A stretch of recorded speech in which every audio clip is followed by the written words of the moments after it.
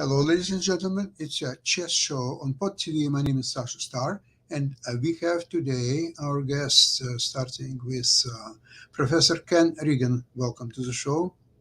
Yes, thank you very much for having me on again. Great Welcome to to have you. my newly refreshed office with a clean whiteboard behind it. Well done. And we have Jim Eat from Eat Foundation. Welcome to the show, Jim. Thank you for having me, Sasha. Great to be here. Okay, and we have also Dan. Welcome to the show. Great to have you. Yeah, glad to be here. Okay, Mhm. of course, Dan Fleetwood is a frequent visitor of our shows lately, and he's a Grandmaster or chess correspondence. And let's see what we are going to look today. Ken, what you prepared for us? Well, I'll share my screen and go through the motions here. So last week, I was able to show actually four games from chess24.com. So let me share the entire screen, and oops, here we go. And so I am going to go to chess24.com. This is our first piece of news. There we are, chess24.com. It forwards to chess.com. The chess24 website ceased operation yesterday. Uh, Regrettable by me. I like having variety, and I very much like the interface at chess24. But still, I have selected some games. The last round of the Tata Steel Masters on Sunday was quite a sensation. So, and the thing to note is that there were five players tied for first place entering that round. Two were paired against each other. The other three all won their games to create a final four-way tie for first place. So there was certainly fighting chess. The game that I'm going to show first is the defending champion Anish Giri's win over the second tail ender Max Warmerdam from his own country.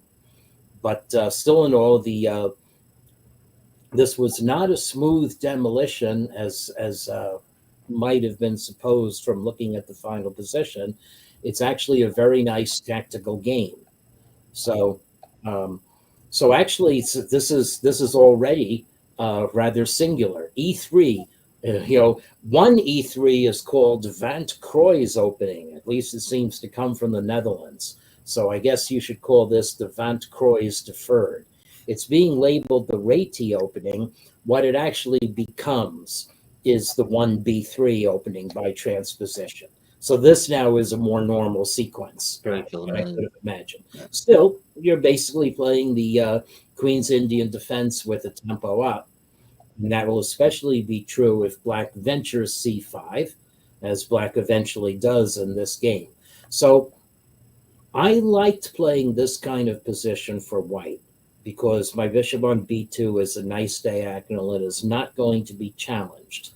I always regarded it as tougher for the Black opponent to play for strong points on the dark squares, including fianchettoing the bishop on G7. So I, as White, playing Larsson's opening, were already fairly happy. The one good thing that Black has done is that Black has not placed a knight on C6 and has not even advanced C5 yet. So bishop B5 is not effective here for White. So, and actually, what I would say is more the characteristic of the Reti strategy. White plays the pawn to C4. Instead, not the other way to conceive this position is to imagine that you'll eventually play a stonewall attack with knight e5 and then f4, maybe d4 support Way I as do it. well, and advances on the king side. But okay, White engages the center this way, and now especially also playing knight c3. This is not the other way that I play the Larsson, which would be playing d3 and knight to d2 later on after castling. So this is now really a queenside positional game, and Black does play c5. Okay, now I am told that Black's play comes in for criticism after this. Okay. And we come now to the one Philip that especially Alpha Zero has given. Although this particular attack was known even in some positions of the Queen's Gambit declined more than a decade ago. So Geary played G4. Okay. So G4 pops up so much now. yeah, it pops up so much now, selling out for an attack. And Yeah, it is, and this may look crazy, but this gets played in grandmaster level correspondence too. I mean, Yeah. yeah, this is completely unbalanced. It's great fun. yeah. Yeah. hmm And When I was growing up, you would undoubtedly be criticized for a move like that, but nowadays it's so common. yeah, and it is too dangerous for black to take the pawn, especially with no defenses on G7. So black just plays normal developing moves, and black decides to come in with the knight. And now here, I guess you need to know theory. I have to say that black's next move looks entirely aimless to me, although maybe the aim is to drop the bishop back to F8 for guarding the store. Oh, yeah. So chess.com's interface is very free with using engine evaluations and labeling move blunders. Maybe I could find a way to turn it off. Anyway, okay. So after this, and now after black's decision to take white's knight on C3, black is already in trouble. Yeah. Yeah. So, and this maybe Wow. is where Geary played a very surprising move that Now that I think about it, it makes sense. But yeah, yes, let's see. So I wouldn't have done it. the actual move Yeah, in blitz. would be queen takes C3, but it runs headlong into D4. Yeah. And this may be also why the rook on E8 might have some latent purpose To open the hitting white's king. So maybe the reality here is that okay, C takes D4, and if you capture what goes wrong if you capture in the center here, yes, this is okay. Yeah. So why is this not working out for white? I guess white is going to lose more pieces than black. Okay, so it's actually just not. You have to calculate these tactics here. Absolutely. Yeah. So let's see. So The knight can't get out. Yeah.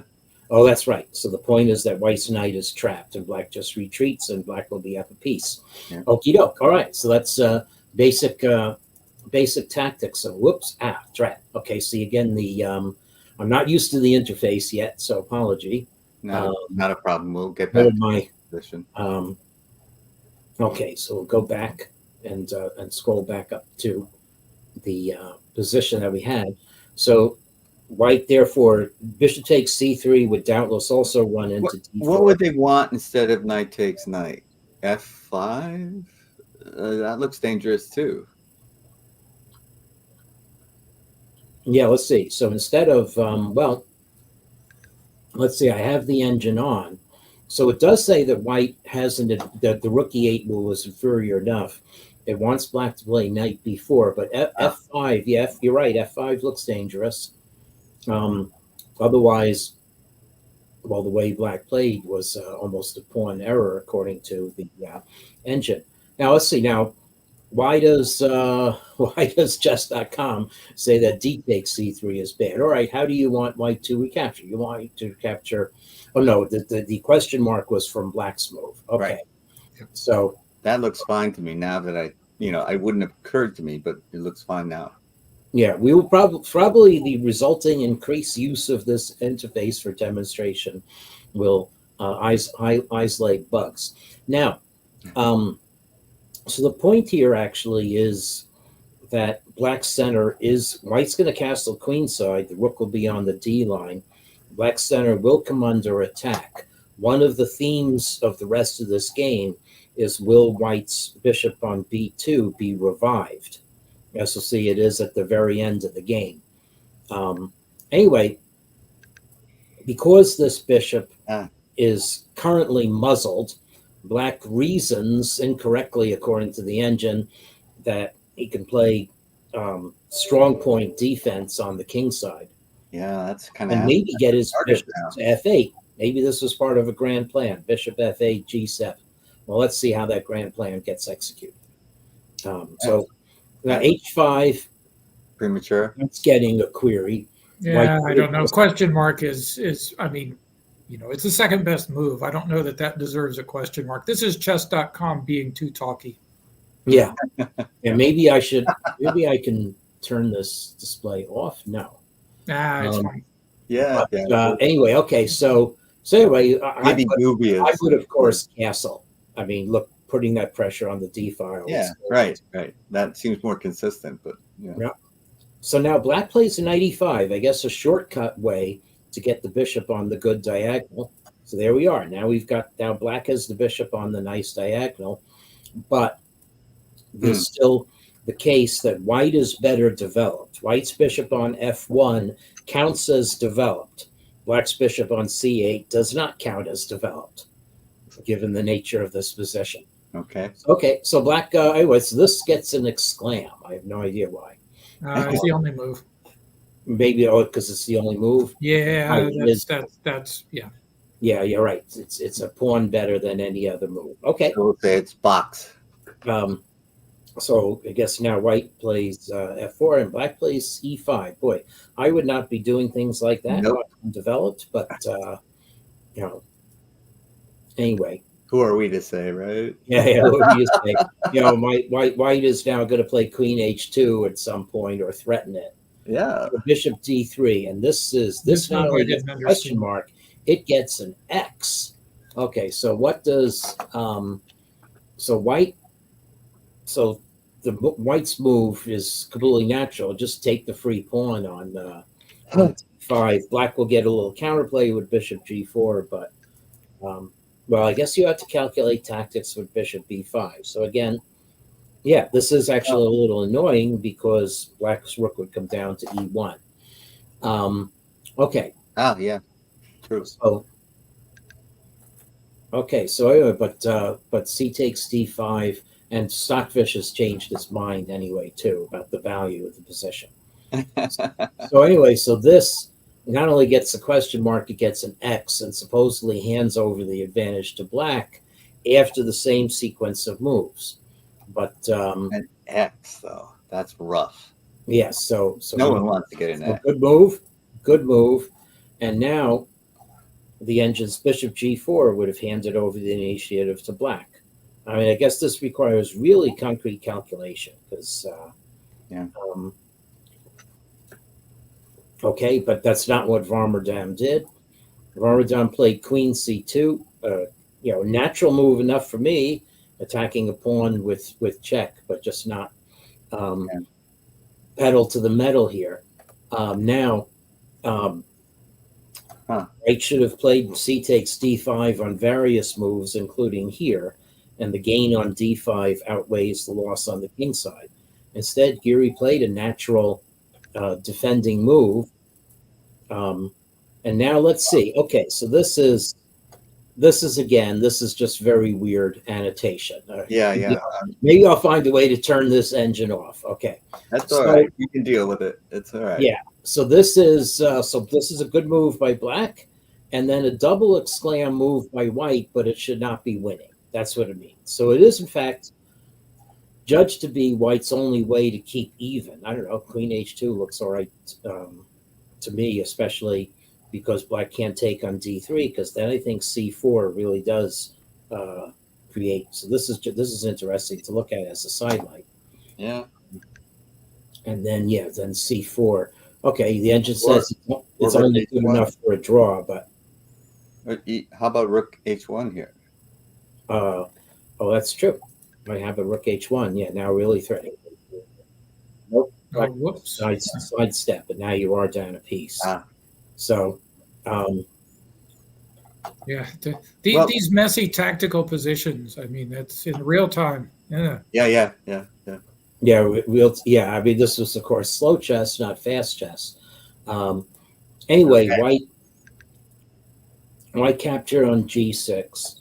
So I don't know if I didn't listen to the interviews after the game, so I don't know if Geary thought that he had a winning attack in this position.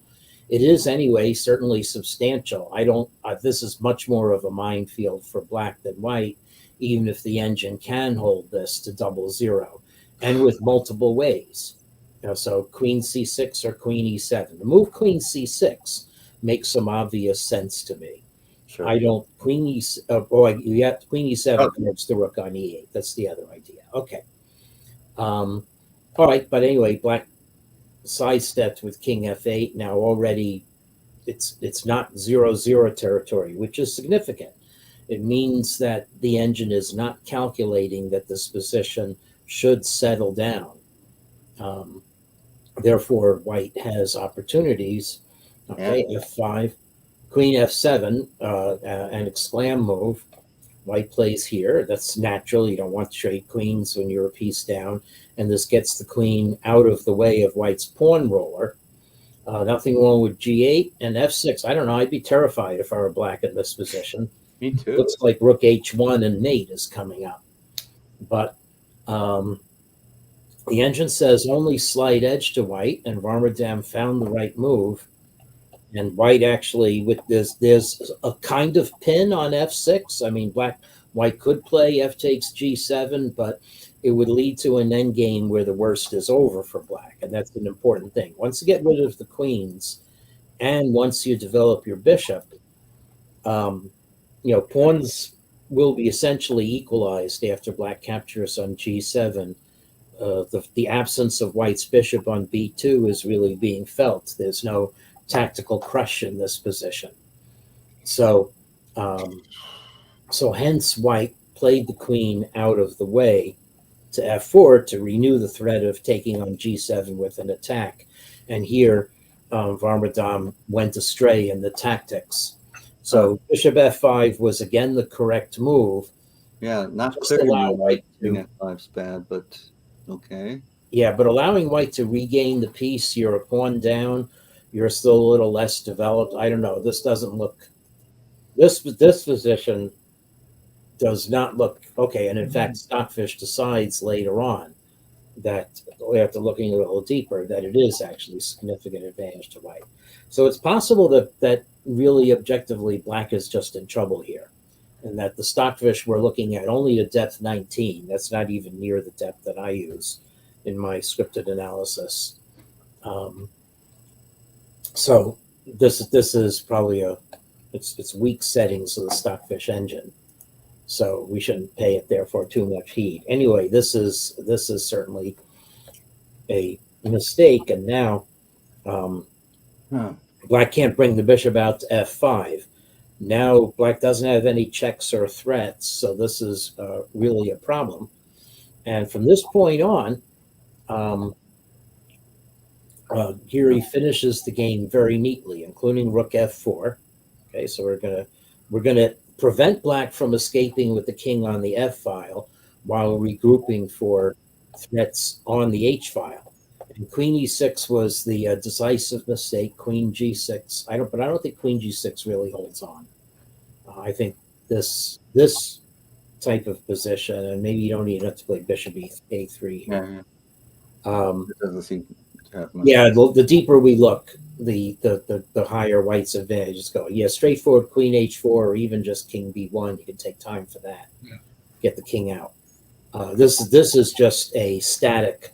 Black is going to black is going to lose. Yeah. So at this point, now Giri finishes with a very nice little combination here, and supposedly his 31st move, what I read was only move to win. This is from actually Dennis Monacrusos, the chess mind. But so white plays rook takes f7 check. It's not the only move to win, but it's a snappy combination. Having played that, now indeed g6 is the only move to win. Yeah. That's a good find. Yeah. Yeah. I'm Yeah. feeling a while in there too. Yeah. Yeah. So we need to. Why doesn't queen h6 check king g8 rook h1? Black can just play king g7 and queen g7 and defend. So okay, so g6, and then after white plays rook e3, the very pretty final move of this game. Yeah, that was beautiful. Yeah. So this is now, and then queen h7 check is going to win black's queen. So um, and mate soon to follow. So anyway, so very nice attacking game by white, and a normal human attacking game where I think even though the engine evaluation changes, if you look deeper, I think most of the way um, white was in command, except for the interval where maybe black with exact defense can draw. Yeah, But the it's harder to BG4 think. idea. Yeah. BG4 and BH5 maybe could have held and prevented the attack from the storm from coming in. But even the final execution there, that was very impressive. Yeah. So Yeah. Demonstrating the latent power of the B2 bishop. yeah. Basically, That's right. Just at the very end. It's well, he wasn't even technically a factor. I'm forgetting Right. why I thought I remembered. So it was actually not even a factor at the very end. It was just an ornament. Yeah. A big pawn. Yeah. So this sent the games into a tiebreak, and And there's no and the tie breaks had a very surprising result. The surprising result that an old prodigy, Wei Yi. Now, Wei Yi, if I remember correctly, is considered the author of one of the most brilliant games of chess as white 10 years ago when he was 14. And if I didn't think to call it up via Google. He's now 24. And as shown, he's sub 2,700. So he hasn't set the world on fire, but suddenly he becomes the winner of Tata Steel. Yeah. And he did so by scoring. He wound up. He did so by scoring 4.5 out of his last 5.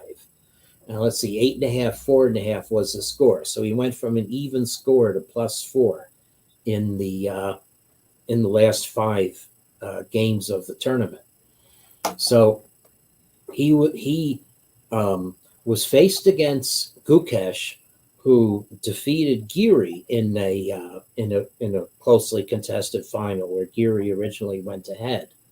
But anyway, let's look at the game that clinched the tournament for Wei Yi, because this is a game where white, to use a British horse racing term, white keeps his nose in front the entire game. Now, important to note.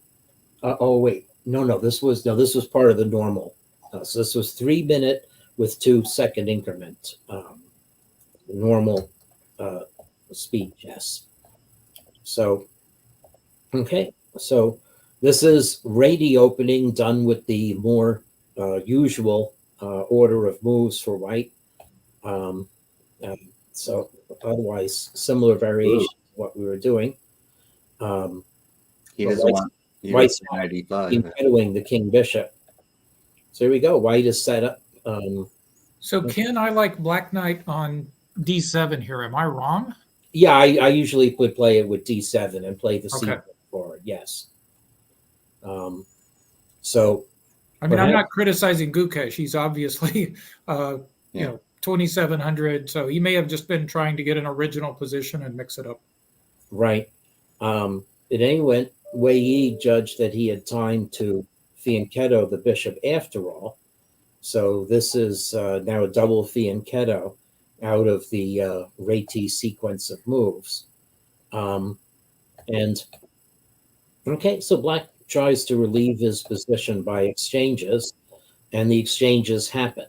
So this usually, to my mind, I would, playing white, I would feel that a fair bit of my mojo was taken away with having to cede these exchanges. That's exactly how I would feel. I would be terrified about my white squares around my king. Yeah. But, well, we'll see. There's now knight c3. This is a nice active move. Black shores up the center. Engine says 0.00. But here we go. Wei Yi starts trying to lay out. And what we have actually we have the pawn structure of a minority attack and the queen's gambit. Right. Let's see how close the dynamics go. Now here, Gukesh decides to listen to you and try to take advantage of the light squares around white's king. Here we go, h5. This prompts h3, and now bishop f5. Okay, well, again, engine says slight edge, or really equal, but black is on the being on the negative side of the 0.00 does have some significance. Okay, It's hard so for me to see why. Okay. it means that you're below the stratus of continuations that lead to 0.00. I understand, but I just disagree with the evaluation. I like black. Well, no, black. It does say black is slightly ahead. In fact, Oh, okay. Okay. in fact, Sorry. it's saying that black should have planted a juicy bishop on d3 and enjoyed it then a definite slight advantage. So this is really funny. White is playing the minority attack, but without having a majority of his pieces taking part. So this is a true minority attack. So anyway, black decides to dissolve the center right away, but this also dissolves a lot of his advantage. Okay, so now the minority attack has actually succeeded brilliantly. Black has a weak pawn on c6. It's white's pawn should be on d4, but never mind. Black's pawn on c6 is weaker than white's pawn on d2, and here we go. We put more pressure on it, and now decide to say, "Hey, I'm going to take over. Either you solve my own pawn structure problem and leave you with that weak pawn, or you've got to give me some space in the center." Now, actually, black can just play rook fd8, and that's, to me, it seems to me an entirely sensible move. Maybe he calculated that it would lose a pawn. I don't know why black withdrew the queen, but this seems to be, from this point on, when I was watching the game, that I felt white had a leg in front. Well, and I guess sometimes even if you're over 2,700 in a speed game, it's like, well, maybe if I threaten something, it'll do a good thing. Yeah. So, yeah, he threatened something, and here's the attack. So I'd have to say black is making a minority attack on the king side. Earlier in the game, white's pieces weren't able to come to the defense so easily, so you could judge black as doing something. But here, this is just a feint, and white is actually able to just snap black's pawn and say, okay, what's happening? My h pawn is actually going to be useful. I'm going to push it to h5 and h6. So this actually is something that can be judged as losing a pawn for black if black does not have any concrete follow-up. And well, I've got to say though, in most positions, that capture is just generally doesn't work out too well. So you've got to give Wei Yi a lot of credit for even considering that in kind of like a really quick. That's really strong intuition in this position. Yeah, absolutely. Good point, Dan. And the Achilles heel for black here is simply that he can't take on d2 because bishop takes c6. So.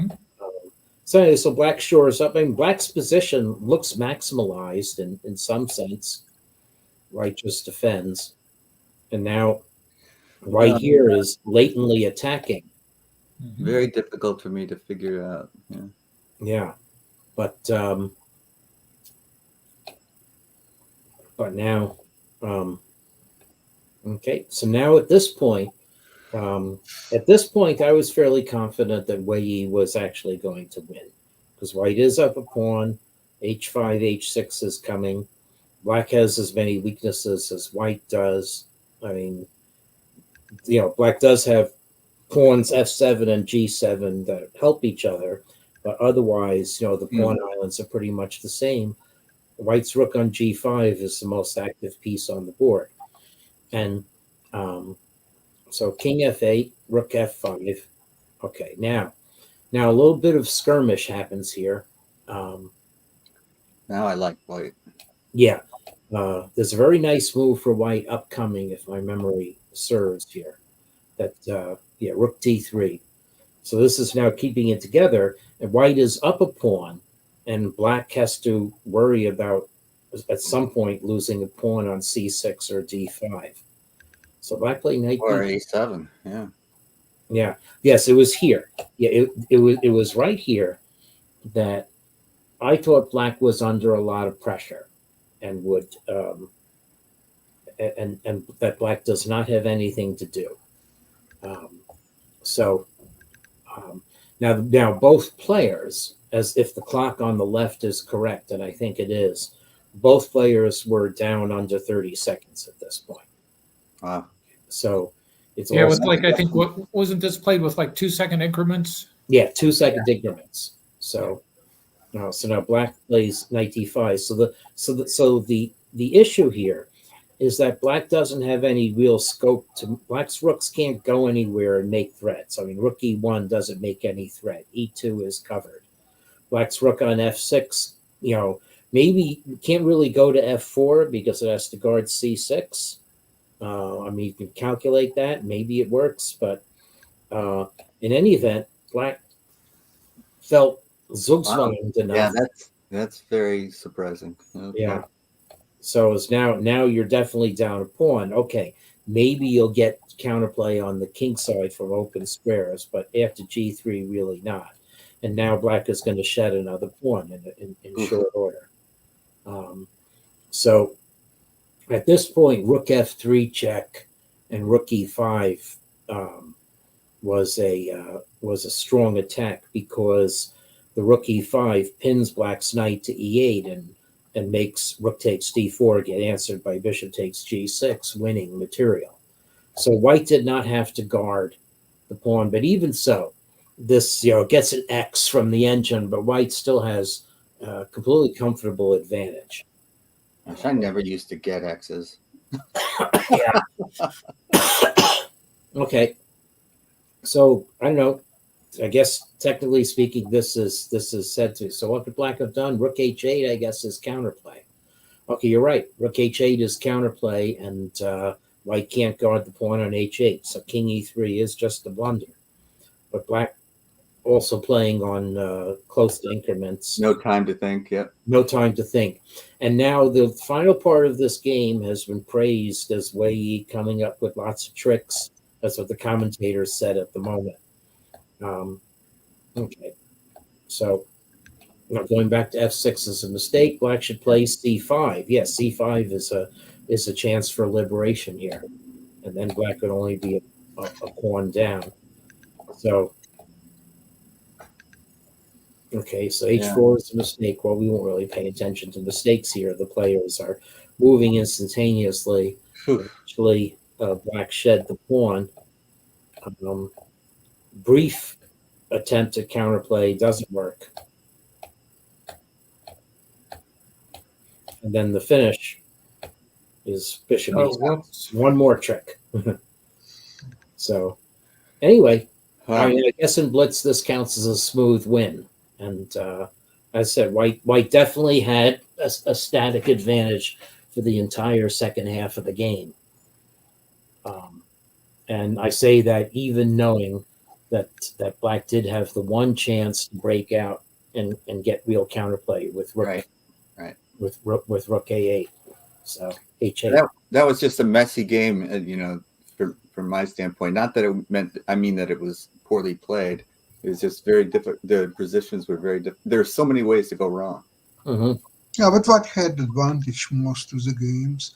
I remember that Grandmaster Bariev 10 years ago exactly told me that Wei Yi will become one of the top players in the world, but he thought that it would happen sooner, and it could happen sooner if he would continue to play in international tournaments and so on. But there are some personal reasons and COVID and I don't know what else that prevented him from playing.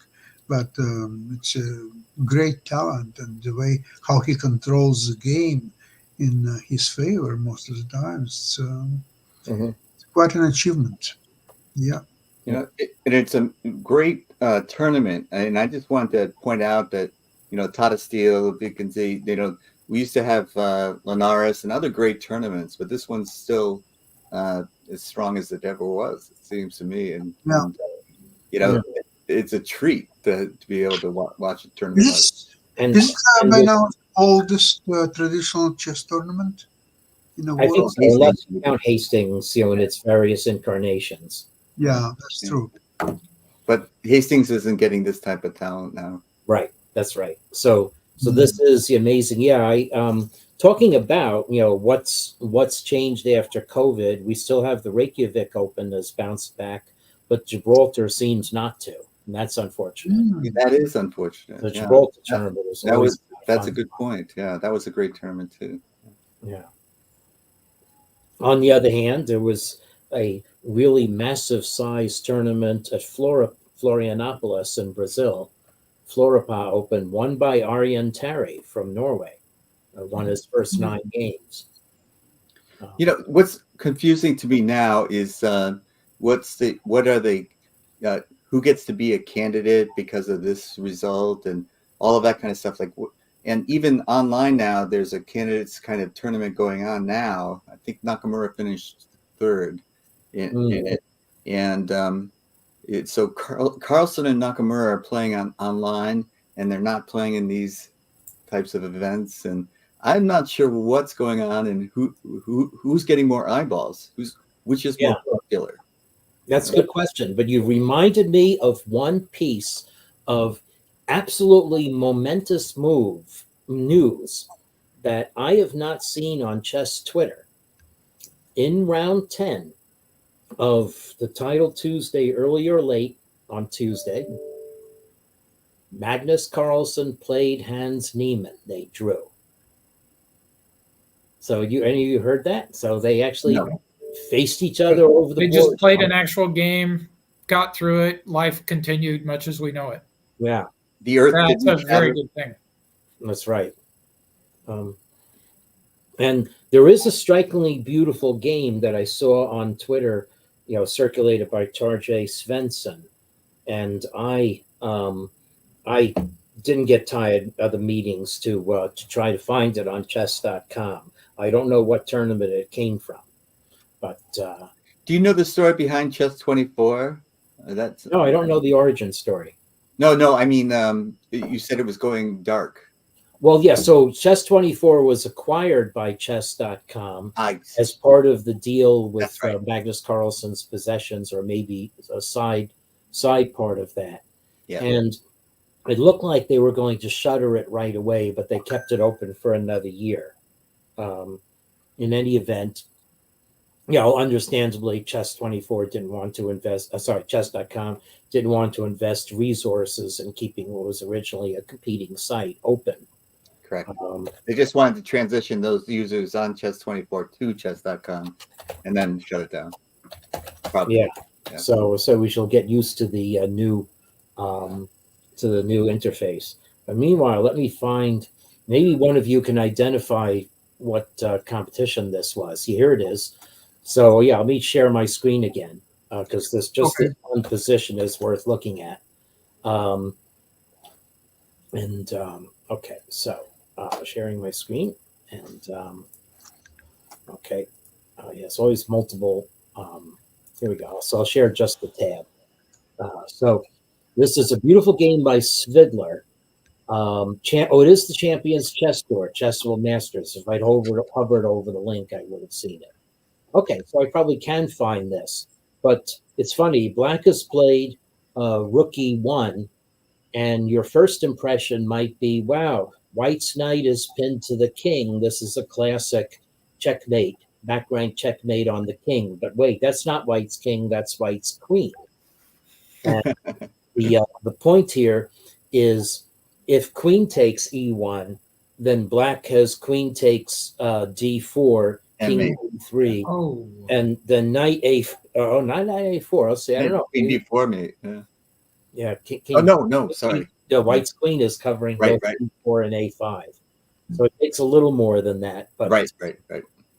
But in any event, and if White takes with the knight, then black can take white's queen. White actually played queen d3, and black's follow-up was knight b4.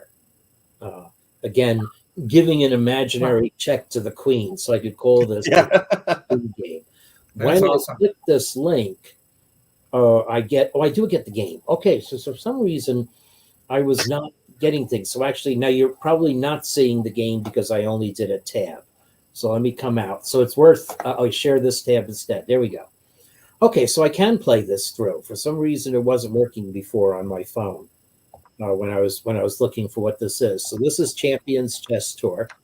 So Vienna game, Steinitz transposing into a Steinitz-like King's Gambit.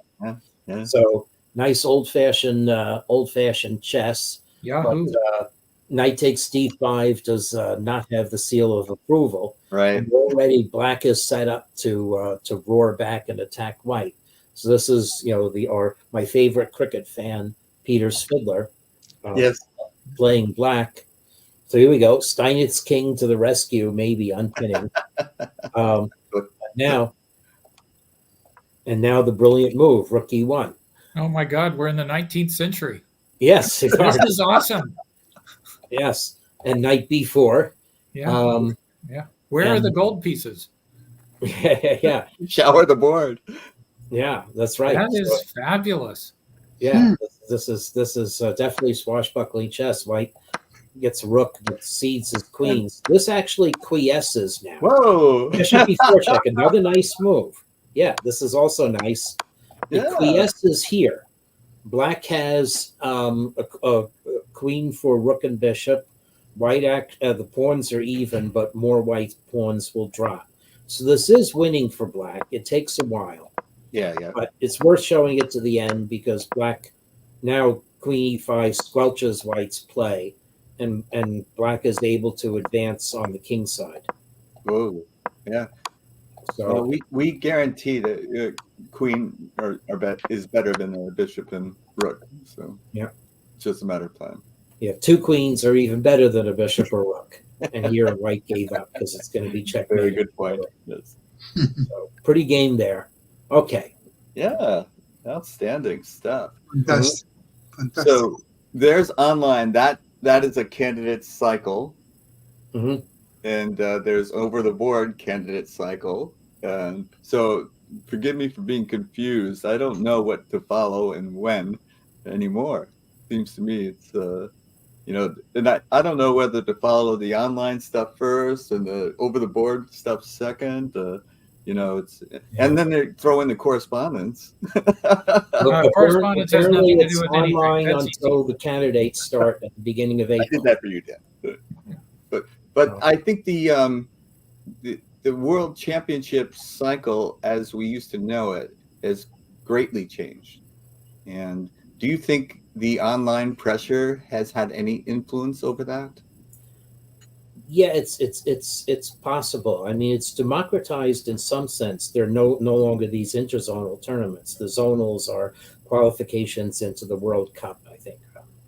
But they did change the regulations just last week to eliminate the rating spot or change the rating spot to a Right. 6-month average instead of getting on the final list. And I think they gave the main other change that surprised some people was no longer seeding the loser of the championship Right. match to the candidates. Yeah, that is counter-traditional. If that's a phrase I well, could use. counter recent traditional. I mean, Yeah. it kind of oscillates back and forth. Yeah, it used to give a dethroned champion a rematch. Yeah. I guess a dethroned challenger, a failing challenger, just has to try again from the beginning, I guess is the logic. Yeah, that's pretty rough. Yeah. Yeah. Well, Seeding- remember that in tennis, the champion is not seeded at all. I mean, he's Yeah, right. seeded, but he has to start from the round one. and golf too. Yeah, absolutely. So it's probably being like that. So it might be. So maybe that's the future where we are going. And Jim, answering your question, what to follow, I think there is 2 points. One, that World Championship is losing its allure simply because the world champion, the real world champion, Magnus, is not there. Yeah. However, the candidates tournament it's still a very strong draw. I think it's more interesting than the World Championship without Carlsen. Now, on the other hand, the online has Carlsen and has absolutely all top grandmasters without exception. So that's obviously has all points to follow. I think that's what Carlsen's betting on, is that people are following the strongest player in the world. And I know I am always interested in when Carlsen plays, and to some extent other players, but obviously I want to see the strongest player in action. And I want him to be playing over the board, of course, but he's playing online now, so that's where you can see him play. And don't forget that the in old times, 50, 60 years ago, there were top grandmasters, were personalities as well. Yeah. Not only they were great players, they were great personalities, and people could feel that some people would affiliate with Smyslov or Keres or Bronstein and Reshevsky and Bobby Fischer then. Kasparov, yeah. Then we go, of course, into almost recent history of Karpov, Kasparov, and so on. Anand, which is now part of history, more or less. Yeah. Now, all today's top players, they're distinguished mostly by their rating, because if you look at their personalities, their chess styles, they're all playing the same openings, they're playing all the same lines. If you follow the games and you don't know who are the players, that could be just as well Giri, it could be also Nepomniachtchi, or it could be maybe Veslitsov, or they don't have styles. Maybe it's not their fault. Maybe there are no longer styles in chess. It's all computerized game. They're all training 18 hours a day with the computer programs in there, and eventually they all follow computers and they're playing lines of computers. That's why there's no individuality in chess anymore as a style is concerned. And as a personality, well, I mean,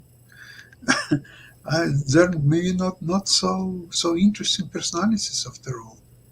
Well, that was one of my favorite Karpov quotes, which was either real or apocryphal, but allegedly when he was asked about his style, his response was style. I have no style.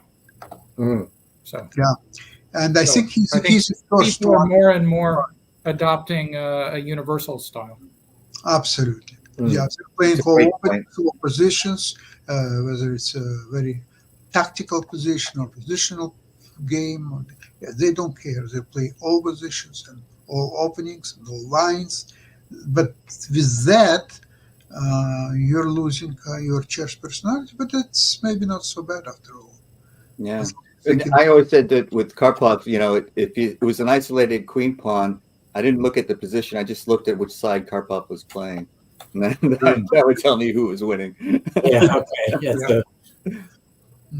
That's a perfectly fair opinion. Well, gentlemen, thank you so much for today's program. And I'm looking forward to see you next week, same place, same time. Bye-bye, everybody. Bye. All right, bye. Bye-bye.